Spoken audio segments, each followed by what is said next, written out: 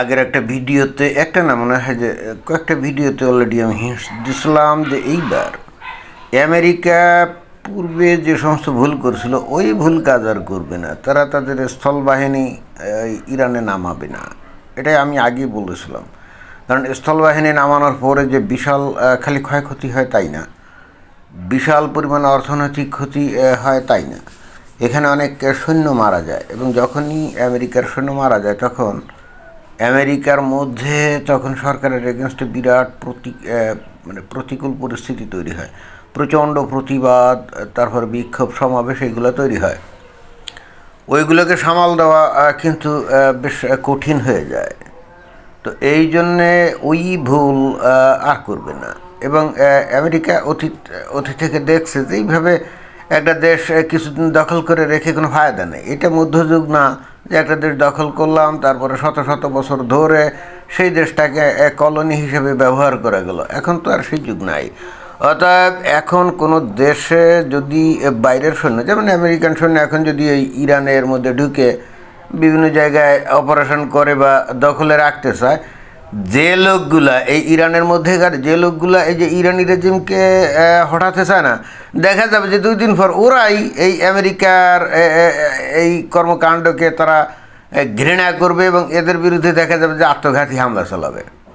অর্থাৎ যে ইরানি নাগরিকদের মানে স্বাধীনচেতা নাগরিকদের সুবিধা দেওয়ার জন্য আমেরিকা হয়তো গেল, দেখা যায় যে 2 দিন পরে তারাই হয়ে যাবে তার শত্রু।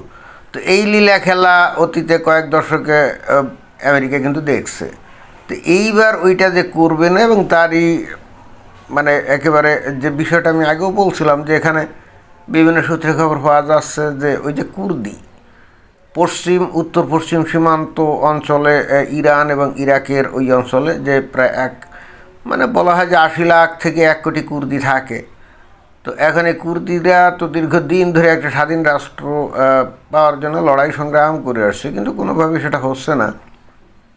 এইবার মনে হচ্ছে যে ডোনাল্ড ট্রাম্প তাদেরকে আশ্বাস দিয়েছে, ঠিক আছে তোমরা এখন এই অ্যাডভান্স হও, দখল করো, অস্ত্রপাতি দিচ্ছে। খবর বেরিয়েছে civil war, Trump gives Iran's cards air support and backs militias to seize parts of the countries as the CIA will arm their troops. একেবারে তরতাজা খবর এই যে 5 মার্চের, তাই না? Civil war, Trump gives Iran's Kurds air support and backs militias to seize parts of the country as the CIA will arm their troops. Trump একেবারে প্রস্তাব দিয়েছে ইরানের এই কুর্দিদেরকে যে তাদেরকে এয়ার সাপোর্ট দেওয়া হবে, অর্থাৎ বিমান বাহিনীর পক্ষ থেকে সাপোর্ট দেওয়া হবে, এবং তাদেরকে সমর্থন করেছে যে তোমরা দেশের ওই অঞ্চল দখল করো। আর সিআইএ এখন ব্যস্ত আছে ওই অস্ত্রপাতি তাদেরকে দেওয়ার জন্য, তাই না? অস্ত্রপাতি দেওয়ার কাজে ব্যস্ত আছে। তো কুর্দিদের কাছে এই অস্ত্রপাতি কোথা থেকে কীভাবে দিবে, তাই না? তো আমরা যদি একটু ম্যাপ দেখি, এখানে দেখা যাচ্ছে যে ওই যে অঞ্চলে কুর্দিরা বসবাস করে ওই অঞ্চলের পাশে কয়েকটা দেশ আছে, যেমন এই যে ইরাক, তারপরে যে তুরস্ক, তারপরে আর্মেনিয়া, হ্যাঁ আর্মেনিয়া আছে, আর আজারবাইজান আছে। আর্মেনিয়া আছে, আজারবাইজান আছে, আর এদিকে আছে তুর্কমেনিস্তান। এর প্রত্যেকটা দেশের মধ্য দিয়েই তো বেসিক্যালি অস্ত্রপাতি দেওয়া যায়। ইরাকের মধ্য দিয়ে দিতে হয়তো সমস্যা হতে পারে, কিন্তু আজারবাইজানের মধ্য দিয়ে তো অস্ত্রপাতি বাড়াতে কোনো সমস্যা না। এবং এই আজারবাইজানের সাথে ওই ইসরায়েলের খুব ভালো সম্পর্ক, আমেরিকার খুব ভালো সম্পর্ক। আবার এই আজারবাইজানের সাথে তুরস্কেরও ভালো সম্পর্ক ছিল। তারপরে যে আর্মেনিয়ার সাথে আমেরিকার খুব ভালো সম্পর্ক। আর্মেনিয়া তো একেবারে পুরো খ্রিস্টান অধ্যুষিত অঞ্চল, তাই না? তো এখান থেকে এখন অস্ত্রপাতি দিবে। আর তুরস্ক চিন্তা করবে, তুরস্কও দিতে পারে, কারণ তুরস্ক চাচ্ছে যে তাদের দেশের মধ্যে যে কুর্দিরা আছে এরাও তো স্বাধীনতা চায়। তো এটা নিয়ে তো ওই রিসেপ তাইপ এরদোগান বহু ঝামেলা আছে, এবং মাঝে মাঝে কিন্তু এদের উপরে যে বিমান হামলা টামলা করে সেটা তো আমরা দেখি। এখন তুরস্কের প্রেসিডেন্টকে যদি বলে যে ঠিক আছে ইরানের ওই অঞ্চলে ওরা যদি স্বাধীন কুর্দি রাষ্ট্র তৈরি করে, তোমাদের দেশের যে কুর্দি যারা আছে তারা বেশ বড় অংশ ওই অঞ্চলে চলে যাবে, তাহলে তোমরাও ঝামেলা থেকে বাঁচলে। আমার তো মনে হয় যে এই তুরস্ক তাতেও রাজি হয়ে যেতে পারে, কি পারে না? তার মানে এখানে অস্ত্রপাতির সাপ্লাই দেওয়া কিন্তু কোনো ব্যাপার না। অর্থাৎ কুর্দিদের এমনি তো আগে থেকেই প্রশিক্ষণ আছে, তারা তো গেরিলা ওয়ারফেয়ারে তো মানে অত্যন্ত দক্ষ। অর্থাৎ নতুন করে তাদের ট্রেনিং দেওয়ার তেমন কিছু নাই।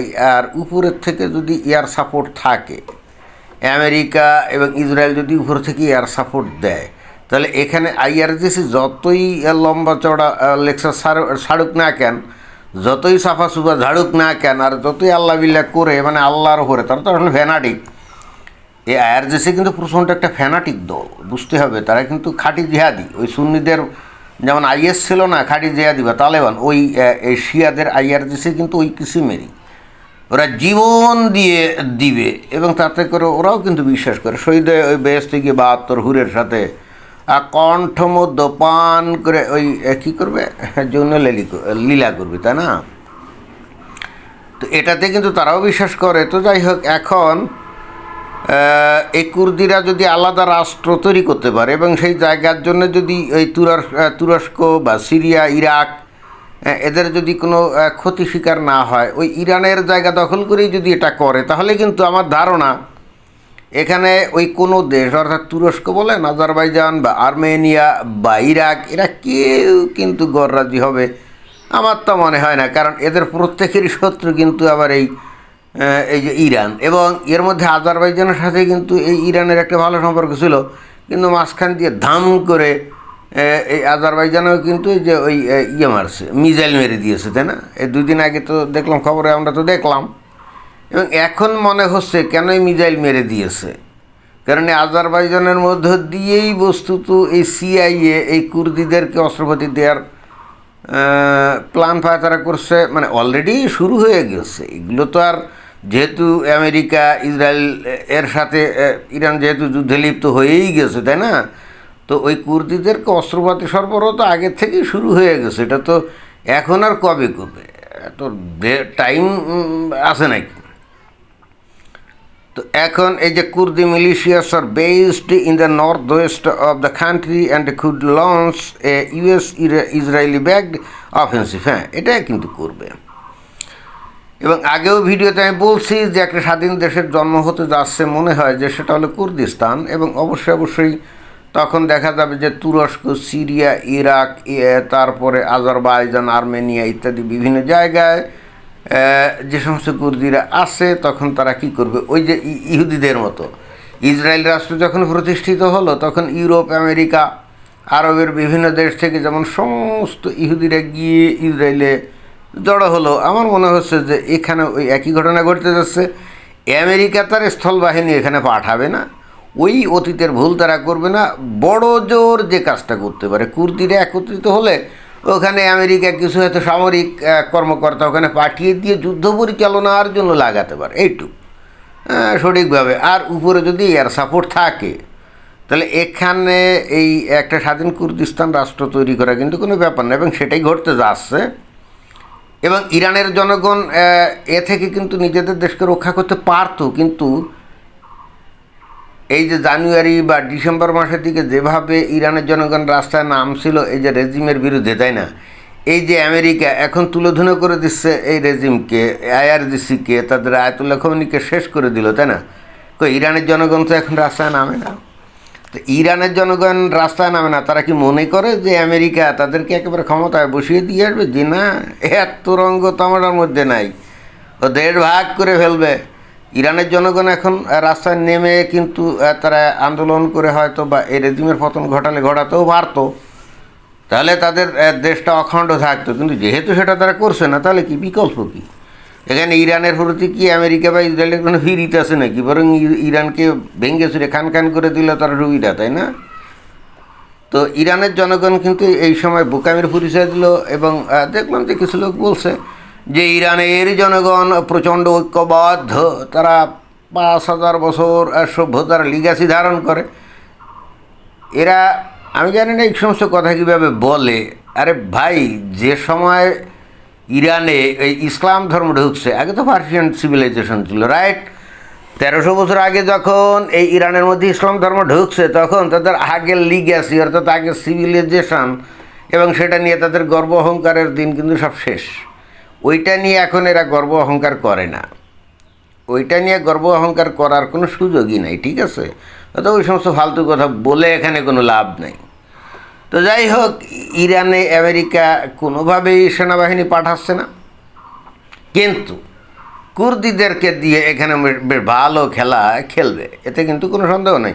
আর ইরানের অর্থনীতি এমনিতে তো ভঙ্গুর, তাই না? আর এখন তো কোনো ব্যবসা বাণিজ্য কোনো কিছুই করতে পারবে না, একেবারে কোনো কিছুই করতে পারবে না। এই ইরানের জনগণের কপালে বহুত দুর্ভোগ আছে এবং এই দুর্ভোগের জন্য এরাই দায়ী। এরাই তো সেই আজকে থেকে 47 বছর আগে এই ইসলামের বটিকা সেবন করে বুধ হয়ে এরা ভয়ঙ্কর উগ্রপন্থী এক জিহাদি আয়াতুল্লাহ রুহুল্লাহ খোমেনিকে এনে ক্ষমতায় বসায়। তো বাবা, তোমরাই তো বসাইছিলে, তো ফল তো তোমাদেরকে ভোগ করতে হবে, তাই না? বাংলাদেশেও কিন্তু একই কাজ করতে যাচ্ছিল, সামহাউ এসকেপ করে গেছে আপাতত। ভবিষ্যতে কী হয় বলা যায় না। ধন্যবাদ।